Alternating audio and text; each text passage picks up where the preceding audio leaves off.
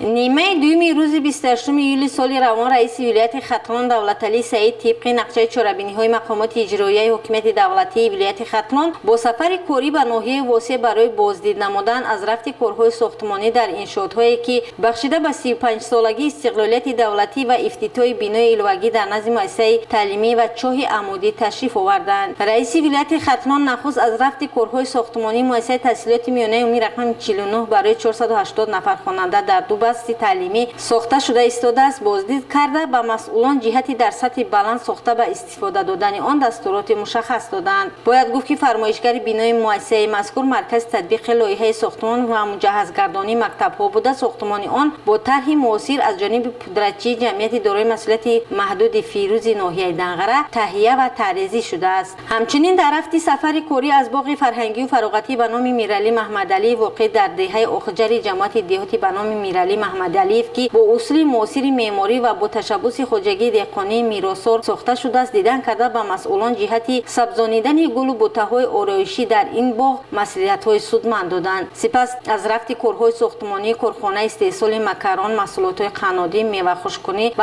انبار برای نگهداری محصولات کشاورزی واقع در دهه سیلبوری جماعت دهاتی میرعلی محمدعلی ساخته شده ایستاده است دیدن کرده جهتی سریع وقت به انجام رسانیدن کارها سپارش‌های مشخص دادند. طبق نقشه چاره‌بینی‌های مقامات اجرایی حکومت دولتی ناحیه واسع بخشیده به جشن 35 سالگی استقلالیت دولتی جمهوری تاجیکستان و با مقصد تامین ساکنان با آب آشامیدنی با ابتکار مقامات و جلب صاحبکاران یک چاه عمودی با چقری 118 متر و خط انتقال آب نوشابه به مسافت 4 کیلومتر ساختمانش به اتمام رسید که انشاءات مذکور برای تامین نمودن ساکنان کوچه‌های ابوعلی ابن سینا احمدی دانش که در مجموع 434 خواجگی هست با آب نوشابه پیش بینی شده است افتتاح بخشیده شد. در ادامه سفر از رفت کارهای ساختمانی بینای علوگی برای 480 جای نشست در مؤسسه تحصیلات میانه عمومی رقم 53 دیدن کرده بهره تیزانیدن کارها با مسئولان از نزدیک صحبت نموده. همچنین از رفت کارهای ساختمان و برقرارسازی سیستم‌های آب و کاریزی شهرک هولبوک و بینای مرکز جوانان نیز دیدن کردند. در ادامه سفر رئیس ولایت ختلان دولتعلی سعید بینای علوگی برای 150 جای نشست در مؤسسه تحصیلات میانه عمومی رقم 16 واقع در دهه کفترخانه ناحیه واسع را افتتاح بخشیدند که از چنین همکاری‌های دولت و حکومت ساکنان این محل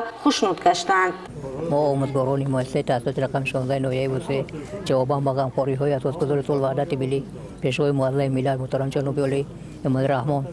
جواباً به همه این همکاری‌ها کوشش می‌کنیم که فرزندان را در روحیه بلندی و تندرستی تربیت نموده در راه خودشناسی و خودآگاهی ملی آنها را تعلیم تربیت دهیم. برای ما امروز از کشور رسیدن چنین مکتب‌های نو معاصر که در دهات دوردست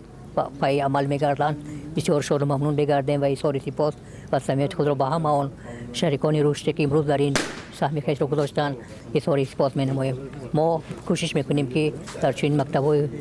توپ نوی زمانوی بیشتر به تعلیم و تربیت نسل نو با اصول‌های فعال تعلیم برای زبان آموزی آنها برای آموزش فن‌های دقیق بیشتر دقت دهیم که این با دیگر با آنها آرده می‌رساند که شاگردان آینده وطن محبوب آبون گردند. ساختمان مؤسسه مذکور سال 2022 آغاز گردید. فرمایشگری آن مؤسسه دولتی مرکز تطبیق لایحه ساختمان و مجهزگردانی مکتب‌ها لایحه انشاءات با طرح معاصر از طرف پودرچی تشکیلات جمعیتی احیای سامانیان تهیه و طراحی شده است. از دستگیری و کارهای سازندگی جناب عالی رو بلند گشته تصمیم گرفتیم در دهه خود از حساب نورسایی صنفخانه‌های تعلیمی خواستیم 6 صنفخانه علوگی ساخته به استفاده دهیم. نیت داریم تا ماه سپتامبر همین صنفخانه‌ها را با گرمیدهی موبیلی